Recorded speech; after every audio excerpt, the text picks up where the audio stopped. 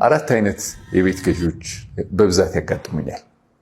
ለመጠቀም ለመኖሪያ የሚገዙ፣ ግሽበትን ለመከላከል ገንዘባቸው ንብረት ላይ እንዲውል ብለው ቤት የሚገዙ፣ ዛሬ ሲረክስ ገዝቼ ነገ ሲወደድ እሸጣለሁ የሚሉ አትራፊ የቤት ገዢዎች እና ትዝታቸውን የሚወዱትን ሰፈር ንብረት እንዲኖራቸው ለማድረግ የሚመርጡ ቤት ገዢዎች አሉ።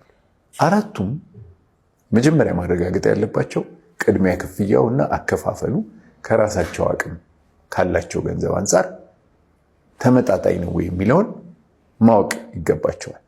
ይህንን ካወቁ በኋላ ምንም ጊዜ ሳይፈጁ ወዲያውኑ ቤት ካልገዙ የሚያስከፍላቸው ዋጋ የሚያክፍያው ይቀየራል፣ ዋጋው ራሱ ይቀየራል፣ አከፋፈሉ ይረዝምባቸዋል በጣም ወይም ያጥርባቸዋል በጣም። በመጨረሻ የሚወዱትን ቤትም ራሱ የሚወዱት ሰፈር ውስጥ እንዳሰቡት ላያገኙት ይችላሉ። ይሄ ሁሉ ገዢ በትክክለኛው ጊዜ ወዲያውኑ ሳይገዛ ሲቀር የሚከፍለው ዋጋ ያስከፍላል፣ ጊዜ ዋጋ ያስከፍላል።